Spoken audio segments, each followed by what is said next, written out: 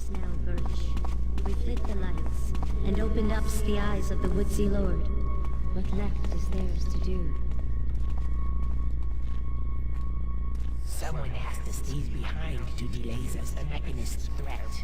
But we need you with us, Birch. No, takes Minnow and go. Go now. Look out! Well, I suppose it's intended that they have kind of a flat tone of speech because they are like ghosts and stuff, so that's probably why they have kind of a drawn-out voice acting style. Although if they had that turned on before, because it sounded like they had the stones gathered and they had this turned on before, then who returned the rubies to other places in the village? And also, why was that woman able to stand there instead of vanishing like we're about to? Whatever. Doesn't matter. Can I go back? I don't think I can. Nope. I'm here now. I may have missed something, but whatever. I'm still on the right track. I really love these slashes. That's so cool. I just love the look of that. That's so awesome. Like I said, this mission isn't at all badly designed. I'm just kind of questioning the way that the story is presented, because it's taking such a drastic and black and white turn, trying to imply something that may be a little too much. Because I'm just trying to mentally compare how the mechanists are acting to like the way maybe the Nazis acted, because you're probably, I mean, obviously not every person who was a Nazi was a bad person to begin with, but obviously they signed up and were willing to become bad people because they were brainwashed and encouraged, and, you know, groupthink is a very powerful thing. These are pretty cool, but they don't really do anything. It is still pretty awesome, though. Ooh. Is this the mob? Looks different. It does look different, but I'm not sure if we ever hear why it looks different. Because I don't recall it ever being mentioned of why it does look different. And these guys aren't looking the right direction. Hey, look at us! There we go. These guys are just reskinned turrets, just like the... not turrets, but watchers, just like those cameras. And used to good purpose, I think. It's pretty cool. Yeah, really love the style of this as compared to how it's done in the first game. And these are dangerous, don't want to touch those. Yeah. Big picture plants. I love carnivorous plants in real life. They're just so cool. Also, this is bad for you, I think. Yeah. Wanted to check just to find out. Very colorful, though. And that's what makes it so awesome. And then once more down to 30 frames per second. Ah, and there goes the 8 beasts. Which some mistook for rats in the first game. But no, they were meant to be monkeys, sort of.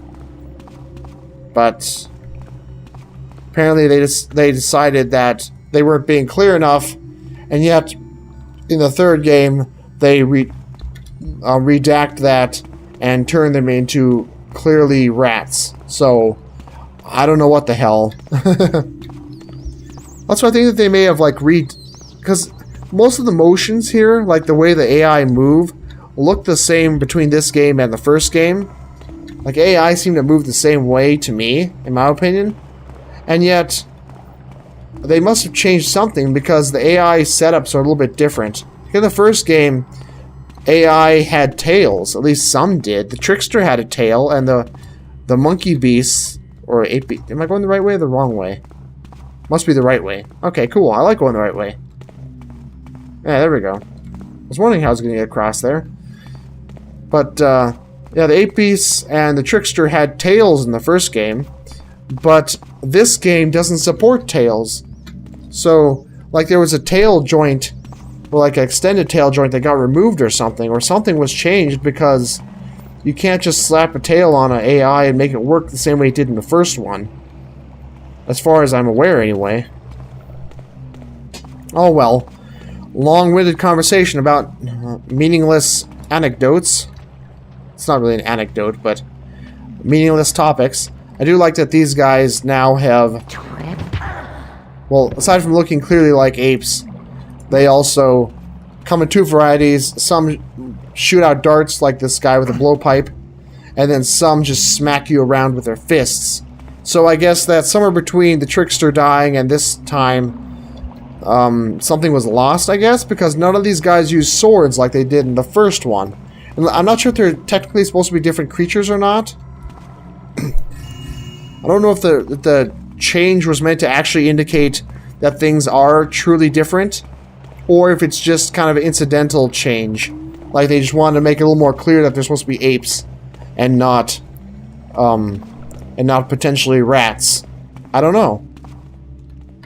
Because Garrett did say, is this the Maw? It looks different. And I don't know why it looks different. Does it look different intentionally? Are they trying to say that with the trickster's influence gone, the pagans and the religion and everything about them in the Maw and everything has all changed? Like something about excuse me, about the trickster being gone, with him being dead, his influence on this chaotic world has subsided, and even though it still is chaotic, it's perhaps maybe not as ruthless or something.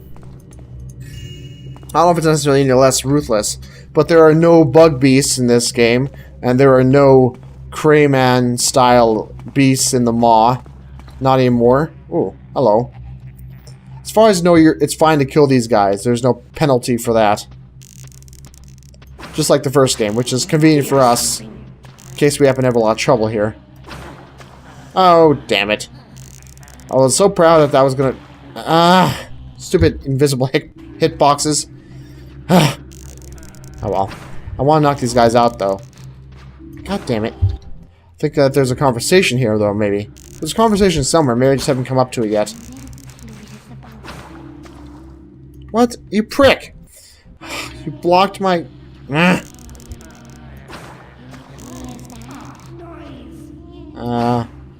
we go. This takes an awful lot of water arrows, though. This is good enough, I guess. Damn it! I figured I'd be able to get him by surprise. I see how they try to smack me around with their hands. Chumps. I mean, chimps. These chimps are chumps. Ah! Get away from me. Oh, okay. Get back. Yeah, I mean, even these guys have... I don't know if the fact that they look... that they've lost their tails and stuff means that they've advanced or evolved in some way. Or if it's a de-evolution sort of thing. Because, I mean, like I said, they don't use swords anymore. Have they lost the ability to use those kinds of tools? I don't recall. I don't think that there were any ape beasts in the first one that fought with any ranged weapons, though. I think the only ranged weapon enemies were the bug beasts, because they spat insects at you.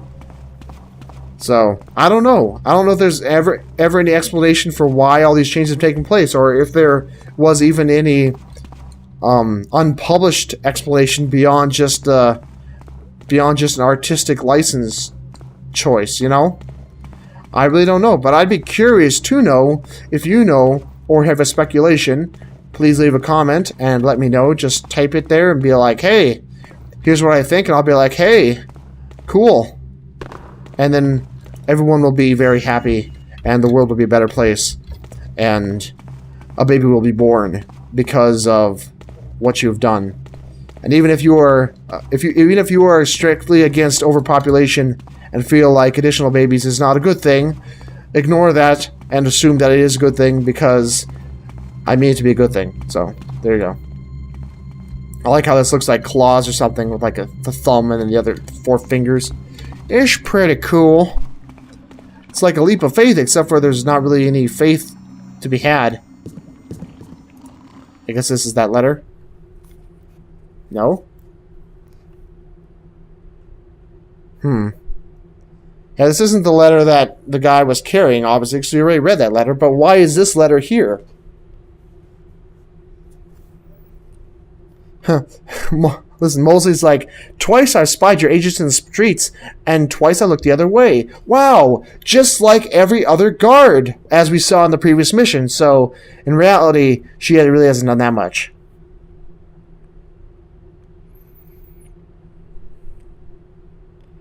face to face with your superior. What, you mean Truert or Hagen? Because can't see them patrolling the streets personally a whole lot. And so, yeah. Express orders to destroy any pagans they find, and yet the guards did not fight that pagan in the previous mission. Inconsistent much?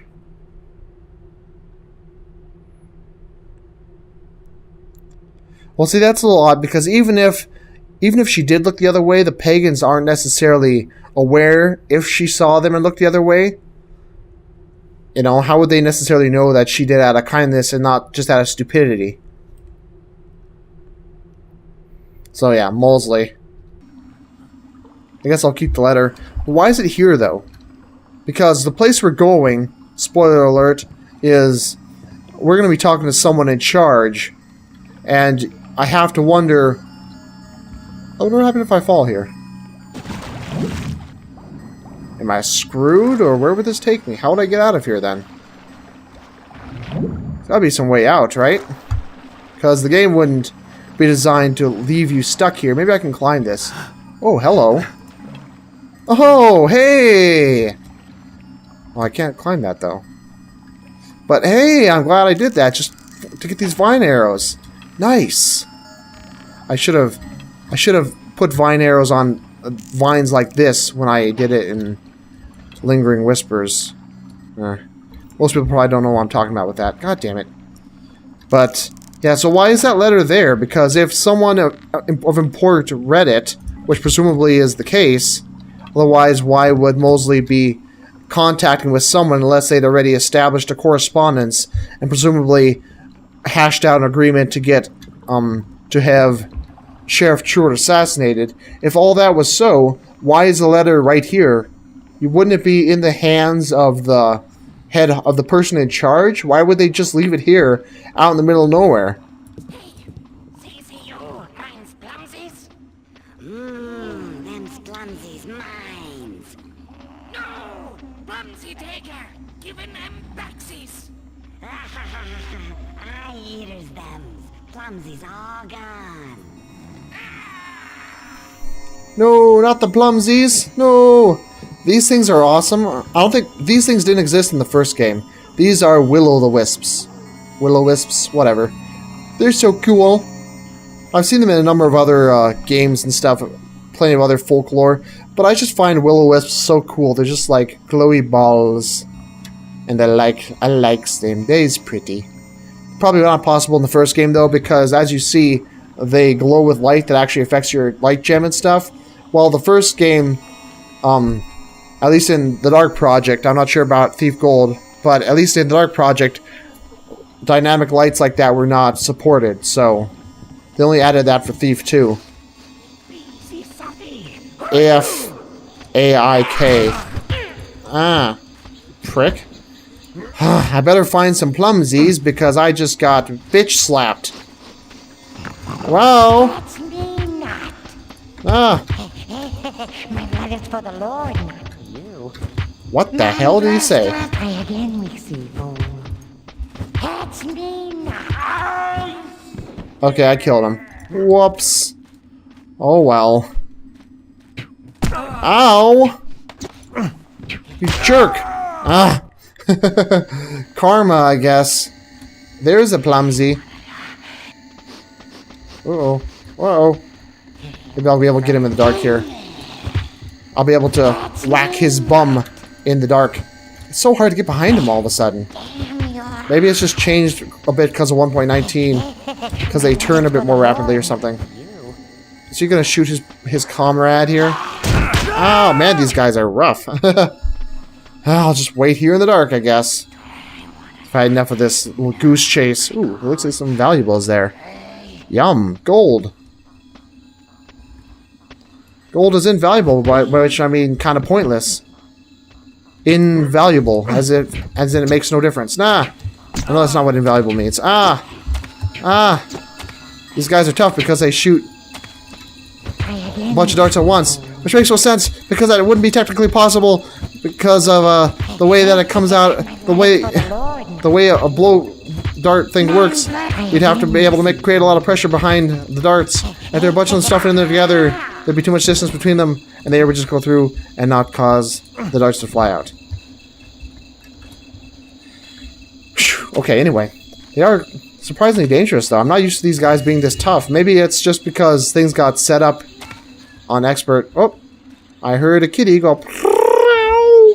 Which means that the cats are perhaps desiring to be let out so that they can create the poop in their litter box rather than on my floor, which I appreciate. But they can wait for now because I'm playing a game and I'm recording. Which means that people will be listening to me talk about cat crap. Ooh, cool. Big mushrooms. I like big mushrooms. Wish I could take a mushroom and just chomp a bit. And then Garrett could have a crazy psychedelic episode and it'd be totally awesome. Hopefully I find some more plumsies. Because as you saw, it is actually a healing fruit. And by healing fruit, I do not mean gay Jesus. I mean like a plum that gives you life back, which is pretty cool.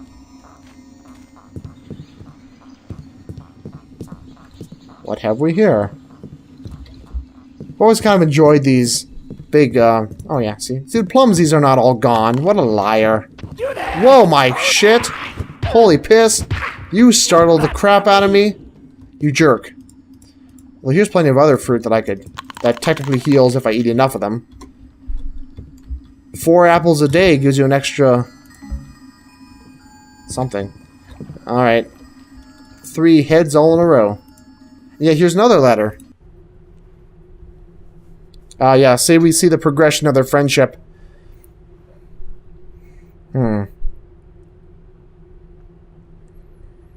Okay. Oh, yeah, we saw plants in her office window, didn't we? I wonder what a plant was last time. I think it was a red plant, right? Big red flower. Is that a peony? I don't know what a peony is. It's interesting, though. Leave sagebrush. Okay.